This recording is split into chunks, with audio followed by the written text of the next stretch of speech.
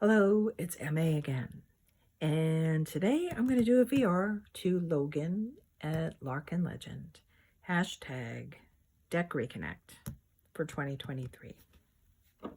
So, quickly, I'm just going to mention, I've been watching the VRs to that, to the only 10 mass market decks, to the Winter Wardrobe, to the Coffee House decks, to Lisa Pappas filming her entire collection. And not too shockingly, I ended up with a giant list of decks that I thought were interesting or I haven't seen. I was like, oh, maybe I want to look into that. So I ended up with a list of 30 decks. And then I wrote them down. And all this writing in green here, here, and here is me writing down each deck and then thinking about really whether I really wanted to bring it into my collection or not. So there were 30 decks on the list, and there ended up being one that is still on my, maybe I'll pick this up someday, but actually it's a Marseille, and I'm not really allocating time to learning that system right now. So the only reason I mention that,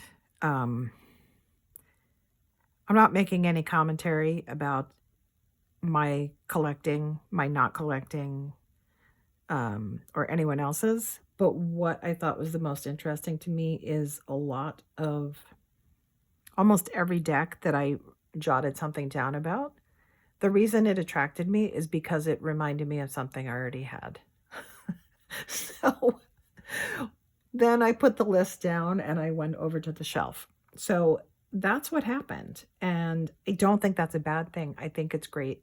I love watching all those videos. It doesn't feel like a trigger to me. I think it's very educational and fascinating. There are some people who, when they speak about tarot, I'm so intrigued by everything they say. And then I see their deck collection and like 9 out of 10 decks I don't even ever want to look at. So, and probably vice versa, right? So it's just so interesting how we can all be like nerding out over this stuff and have completely different tastes. And I think that's awesome. So back in, when is Lent? March, February. Sylvain had the only 10 decks for Lent challenge / tag. And I ended up participating in that. And I really liked it. And I almost felt like, how long is Lent? See, I don't even know. Anyway, I accidentally ended up pulling 10 decks for this Reconnect challenge. And then there's kind of 2 free passes. So my Rider-Waite little, deck in the pouch, that comes with me everywhere. I'm not putting that aside. That's my on the road and when I need to look at the standard images deck. But other than that, let's roll. Okay. First on the list, kind of an oddball, 3D cat playing cards. I have these for 2 reasons. One of which, it was at the Goodwill for $1, so how could I not buy it? It was still sealed. They're like the Winkies, where you like the cat, wink the cat. My aspirational self thinks that it's going to learn playing card divination. But what I did come across is there is, I don't know what to call them, a team, a website, the name of which I can't remember, and I'll put in comments, that write, they have a bilingual website about French-Canadian folk magic. And there is apparently a system of playing card divination that's specific to that region and culture. My mother's grandmother came from there, barely spoke English, mostly spoke French, and apparently read tea leaves. I know she read tea leaves, and my mother said she did something with cards. So I'm printed out that information. I'm going to be somewhere for 2 weeks where I don't really have internet access and I have a lot of quiet time. So I'm going to look into that. It's kind of like, it's fun because they're winky cats, but also it's a little bit of an ancestral thing and a new system. I'm not going to pressure myself to memorize it or anything. I just want to like explore it for a little while. So that's number 1 on the deck with my bargain bin playing cards. So that one thing I noticed about a lot of my decks is I have a lot of decks that are pretty intense, and not too many that are too playful. I think this one is kind of in between. I think visually it's intense because there's a lot of information, but the color and the wackiness, it's kind of bringing me joy. I also, this is a Fournier deck. Man, I love the size of these. I love the cardstock. I love everything about them. I don't know. I wish I loved all their decks. I would buy them all. But this, to me, I have, read with this a couple of times. I find it a little visually overwhelming, but I think I'd like to pull this out and use it for my one card a day pulls in my workspace. I think it's fun. It's not going to let me take myself too seriously, I think, when I'm just doing a draw of like, hey, what's the energy today? Should I get that Diet Coke from the vending machine at work, even though I think it's going to rot my brain? Like, what's going on? So, yeah, I am looking forward to playing with that because I think it's a really fun deck. And yeah, it's been neglected. It's been neglected. Another one, I don't remember when. I know this came out last year. Honestly, I got it and I put it on the shelf. I just was having so much deck overwhelm. It was a little bit of a FOMO for me, but on the other hand, I'm also really glad I have it. I actually, with the little I've used it, I definitely prefer this one over the Deviant Moon. I could have just gotten the Marseille version instead, but I just felt like I wanted to read without having to learn a system. So I'm definitely happy I bought this, and I just started using it last week for practice readings and stuff. And Logan described it as, what was it? Lightheartedness despite all the blood and stabbies. And I think that's the perfect way to describe it. I think it's a great reader, and it's fun and just a little bit creepy. It's like skirting that. This to me is like, I mean, I don't know this deck specifically, but like the creepy cute vibe without being too cartoony, I think is definitely something that resonates with me. It makes me feel safe. Like it's not going to get too sappy, if that makes any sense. Yeah, that's where I am with that one. Okay, next. Okay, Lilifer, I had in my coffee house decks response as the pour over coffee because it was taking me a while to sort out what was happening in these cards. I couldn't tell some of the cards apart. You know what I did the other day? I just took the cards out and I put them into piles of cards that I knew what they were and cards that I couldn't tell what they were. And you know what? There were only 3 cards that I wasn't sure what card was being depicted. So I think I just had this tension built up about, I don't understand this deck, so it became a mental block. And then I spent some time with the guidebook and kind of noticed that for all the 4 suits, there's a companion animal that shows up with this, and with an intended message, and there's affirmations for each of the majors, there's planetary symbols. Anyway, there's a lot more going on that's available, and I started reading with it and I've been really happy. All I had to do was spend that 1 hour to sort out and relax and like lean into it and be there. Okay, next one, the Mother Tarot. I think I'm seeing a theme. Yeah, this one, I got the Mother Tarot when it first came out, and I think it was a little bit of a bundle deal to get the Dark Days and the Mother at the same time. So I did get them both. They're both extremely underused by me. I have hardly touched them, partly because the titles on the cards are written in such tiny font. But I've gotten to a point now where I'm okay with that because I can let myself look at the images first and get an impression and then, try to sort out what card it is. I'm just trying to be a little more relaxed when I read and not panic into what does the Nine of Cups mean? You know, I'm slowly training myself out of that mindset, slowly but surely. Yeah, so I just want to use that more. I think what I'm seeing is decks that have more color than I've been using and kind of are playing in that zone of, they may still have some intensity there, but it's just not, I don't know. I don't think I like gloomy decks, but okay. The Gentle Tarot. Okay, I learned something about myself. This is not related to this deck specifically because this quality is beautiful. No complaints here, but I have discovered about myself that the more steps I have to undertake to get the cards out of the box, the less likely I am to use it. I'm just being honest. Like, what did that take me 4 seconds? What a lazy human I can be. This deck, pure and simple.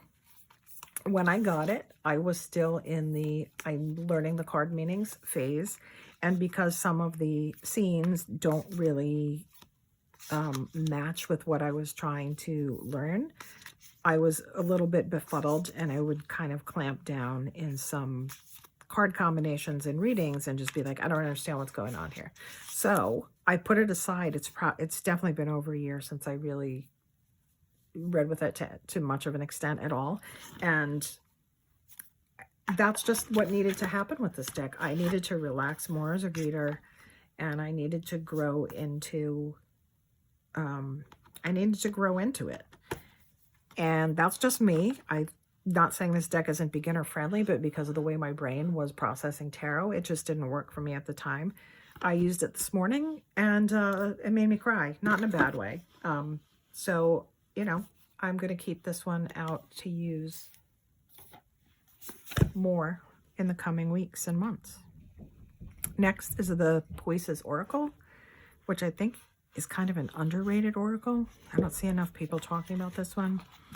Or maybe other people don't have it or like it like I do.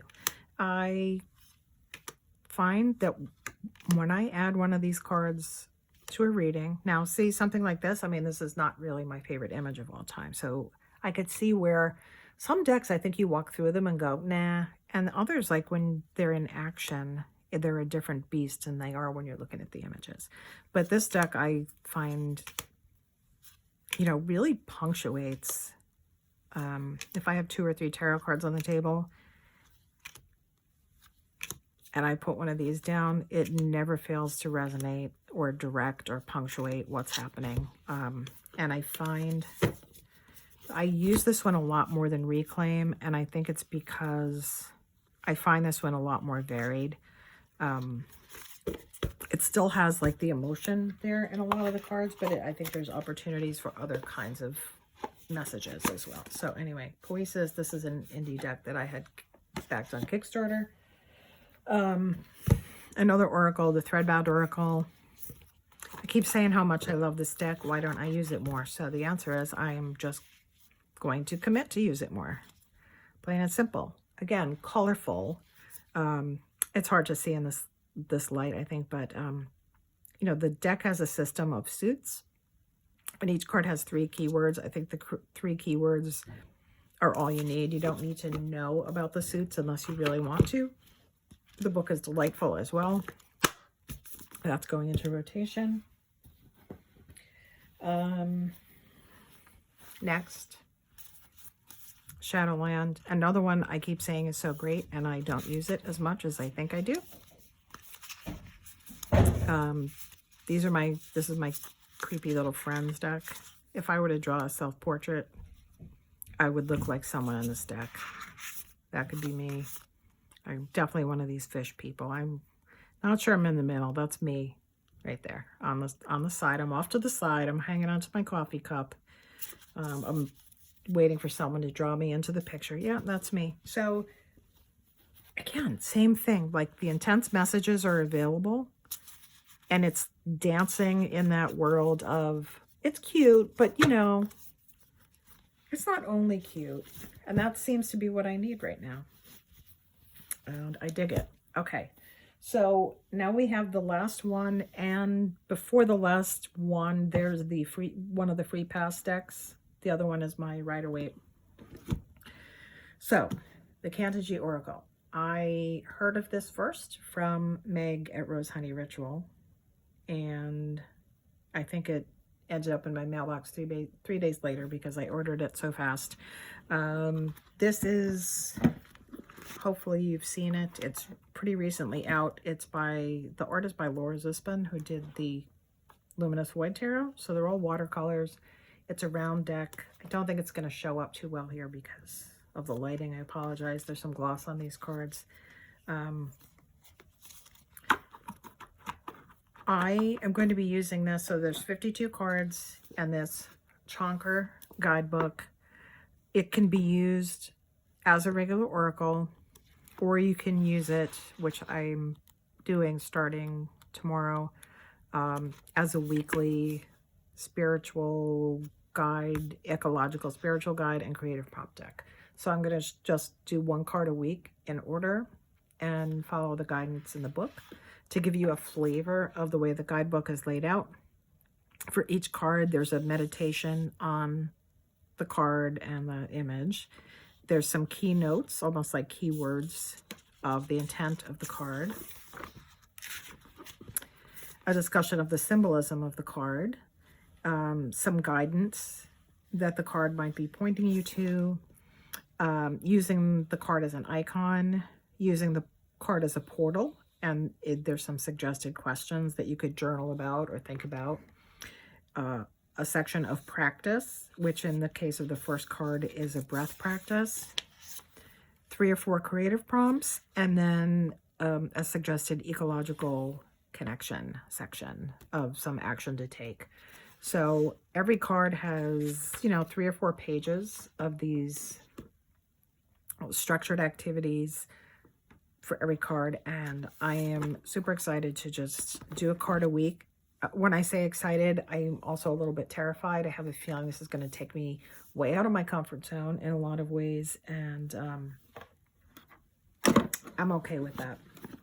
So the last deck I pulled out, I intend to use in connection with that oracle, and that's the Brady Tarot. I think this, the intent of this goes so well with an ecological deck intent. So we'll see how those go together. Yeah, I'm stunned every time I take this out of the box. I'm floored by the beauty of these cards. So yeah, so that's my deck reconnect pile. We're gonna see how it goes. I'm gonna try to avert my eyes from all other decks for the next, I don't know, 6 weeks. Let's do 6 weeks to start and see how it goes with these, and if I just want to keep going with these for a while. So that's that. I hope I see some more responses because I'm really enjoying it.